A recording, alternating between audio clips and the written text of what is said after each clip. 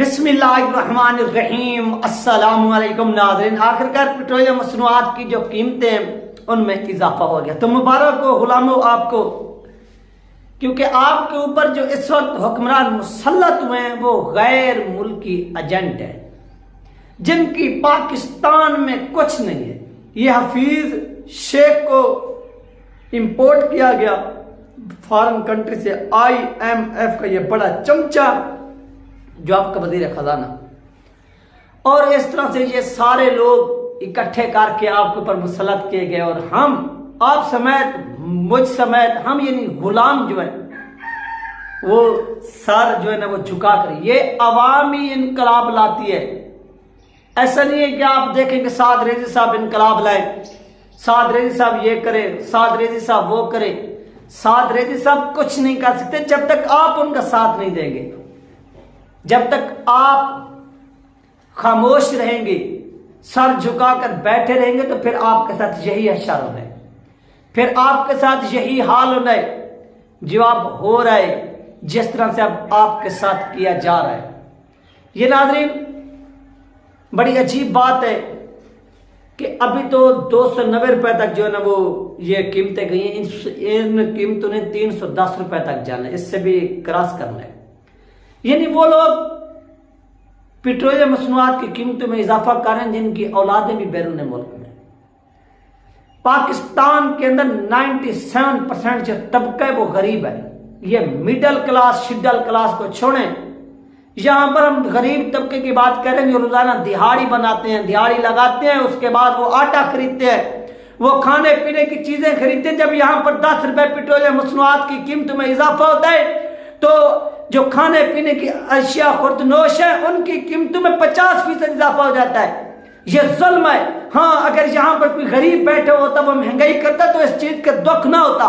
वो लोग जो पाकिस्तान के दुश्मन, पाकिस्तान की मुआशियत के दुश्मन, पाकिस्तान की नजरिए के दुश्मन, IMF के पालतू, जिनको नस्ब किया गया पाकिस्तान के ऊपर, वो रात की तारीखी के अंदर उठकर बैठ जाते हैं, पेट्रोलियम मसनूआत की कीमतें बढ़ा देते हैं। वो किस कानून के तहत बनाते हैं? उनके पास मैंडेट क्या है, वो मैंडेट भी बताएं। जो पाकिस्तान के अंदर एक काउंसलर मुंतखब नहीं हो सकता, वो पाकिस्तान का वजीर खजाना बन जाता है। जिसको पाकिस्तान की 97% आवाम जानती नहीं, उसे रात ही रात वजीर आजम बना दिया जाता है और उसे बैरून मुल्क से इंपोर्ट करके पाकिस्तान के ऊपर थोप दिया जाता है और ये आवाम सर झुकाकर बैठ जाती है। फिर क्या कहते हैं कि साद रेजी साहब, साद रेजी साहब क्या करें?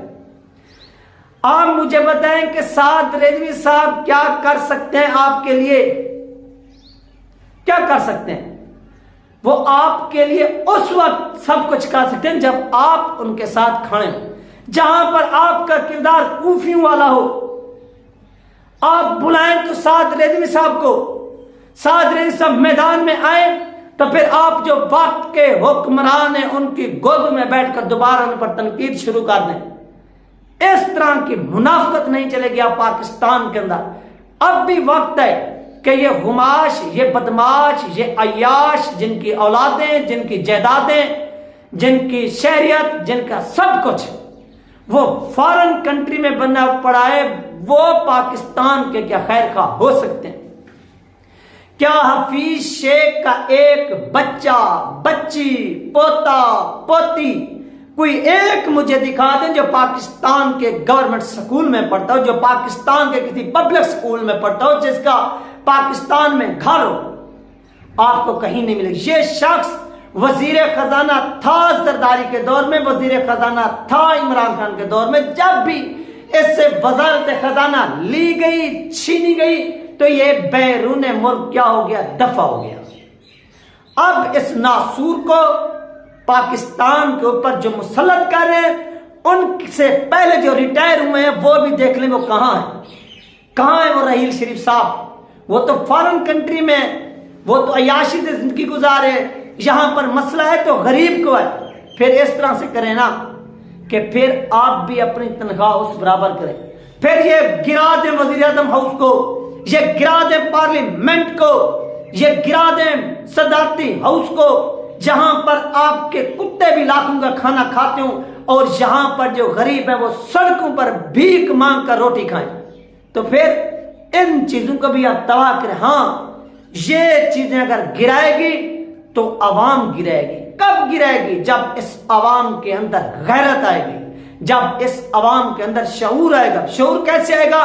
शऊर हमेशा लीडर लाते हैं, शऊर हमेशा लीडर लाते हैं। लीडर हमेशा लीड करता है, लीडर हमेशा रहनुमाई करता है, लीडर हमेशा क़यादत करता है।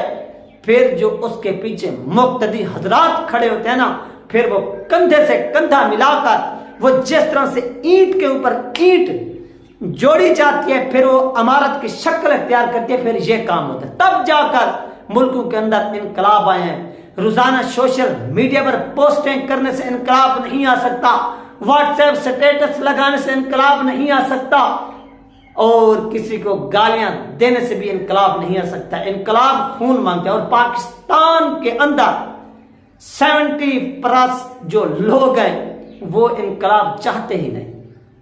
यानी जो नवाज शरीफ, जो इजराइल की सबसे बड़ी कॉलोनी है लंदन, जो इजराइल की पॉपुलेशन है यहूदन नसारा पर मुश्तमिल, यानी यहूदियों पर मुश्तमिल सबसे ज्यादा जो बड़ी कॉलोनी है वो लंदन में है। और वो शख्स लंदन में बैठकर अगर पाकिस्तान की तकदीर के फैसले कर रहा है तो फिर वो पाकिस्तान की आवाम के मुंह पर कालक मार रहा है। वो लोग जो पाकिस्तान के अंदर अब भी नवाज शरीफ जिंदाबाद के नारे लगाते हैं, उनको जिंदा रहने का यहां पर हक हासिल नहीं है। वो जहां पर मिले, वो आपको चौक पर मिले, चौराहों पर मिले, उनके मुंह काले करें और उनको नंगा किया जाए। मैं देख रहा था कि एक हिना भट्ट साहबा जो है, पत्नी हिना परवेज साहब है, कोई बला है, वो जाती है लंदन की सड़कों पर, तो वहां पर जो पाकिस्तानी वो उसे जूते मारते हैं, तो पाकिस्तान में इस चीज की मजम्मत की जाती है। मेरा दिल बहुत खुश हुआ जब उसे जूते पड़े। यार, जो पाकिस्तान का नहीं, जो पाकिस्तान के नजरिए का नहीं, जो दीन इस्लाम का नहीं, जिनकी औलादें यहूद नसारा के पास पढ़ रही हूं, अगर वो वहां पर जाए, उसे वहां पर जूता पड़े, और आप यहां पर पाकिस्तान में आपके पास खाने के लिए कुछ नहीं, और वो करोड़ों रुपए का किराया जो है ना, वो करोड़ों रुपए के किराए के ऊपर 2 दिन के लिए लंदन जाए, और पाकिस्तान के अंदर अगर एक विलेज को करोड़ रुपया दिया जाए तो वो 100 साल तक जो है वो रोटी खा सकते हैं, पानी पी सकते हैं, उनकी तमाम जो है ना वो जिंदगी आसानी से गुजर सकती है, 100 साल जिंदगी भी। लेकिन वो चंद घंटों का सफर जहाज के जरिए करोड़ों रुपए सर्फ करके वहां पर जाते हैं, और वहां पर जब उसको जूते पड़ते हैं तो यही पाकिस्तान की आवाम भोली भाली और यतीम और इस तरह की भूखी क्या करती है, पीछे एहतजाज कर रहे थे कि हिना परवेज साहबा के बेटे के सामने कोई नहीं है, बेटा शेटा हमें किसी की कोई परवाह नहीं है, ये सब लोग जाए जहन्नम में, चाहे इसे जूते मारे, चाहे इसे नंगा करे, हमें क्या।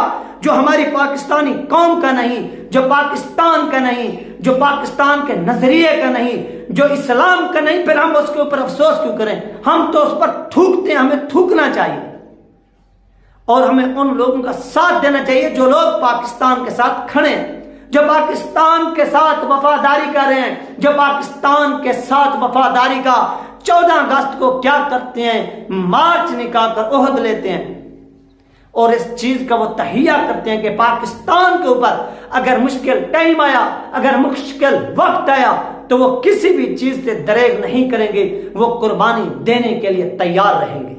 इसके लिए चाहे उनकी जान चली जाए, चाहे औलाद चली जाए। हाँ, जब उनके ऊपर इंटरनेशनली पाबंदियां हो, नेशनली पाबंदियां हो, वो एक हल्के से दूसरे हल्के के अंदर आजादाना हरकत ना कर सकें, फिर आप कहें कि वो लोग तो पाकिस्तान के खैर का नहीं है। यार, यहां पर एक अंधे को भी अगर बता दिया जाए यार तहरीक लबैक पाकिस्तान के ऊपर ये पाबंदियां हैं, और लोग इसी कोई बुरा भला कहते हैं, तो वो भी आपके मुंह पर जूते मारेगा, और वो कहेगा कि क्यों, जब एक जमात को इतनी जकड़ा हुआ है तो उसमें कुछ है तो सही। जो आजादाना फिर रहे हैं उनमें क्या है, क्योंकि वो पाकिस्तान के खैर का नहीं है। वो आप उनको मालूम है कि अगर पाकिस्तान के ऊपर पाकिस्तान का हकीकी लीडर आ गया, हकीकी वारिस आ गया, तो पाकिस्तान दुनिया की सुपर पावर बन जाएगा और इससे शिकस्त देना नामुमकिन हो जाएगा। यही वो वजह है जो इनको तकलीफें दे रही है, और इस वजह से ये पाकिस्तान के खिलाफ प्रोपागंडा कर रहे हैं। और इलेक्शन के अंदर ये आपका फर्ज है, आपकी औलादों का फर्ज है, आपके जो विलेज के रहने वाले लोग हैं, जो सिटी एरिया में रहने वाले लोग हैं, जो फॉरेन कंट्री में रहने वाले लोग हैं, जो पाकिस्तान में बसने वाले लोग हैं, या फिर आपका फर्ज है कि आप पाकिस्तान के लिए कैंपेन चलाएं, पाकिस्तान के नजरिए को जिंदा रखें, और इसके लिए लोगों के अंदर शऊर उजागर करें और बताएं कि पाकिस्तान में किस तरह से डाके डाले जाते हैं, पाकिस्तान की आवाम को किस तरह से गुलाम बनाकर रखा गया है। इस सिस्टम को तोड़ना होगा। इस सिस्टम को तोड़ने के लिए खून चाहिए, खून जो हम एक कतरा ना दे सके यार, हम भी कहीं कहीं कहा पाएगा, तो ये नामुमकिन है, ये नामुमकिन है। इसके लिए जागे, इसके लिए चेहरे पहचाने, हफीज शेख को जूते की नोक पर रखें। ये थी नाज़रीन अहम तरीन अपडेट जो आप लोगों के साथ शेयर की। इंशाल्लाह मिलते हैं नेक्स्ट वीडियो में। अल्लाह हाफिज।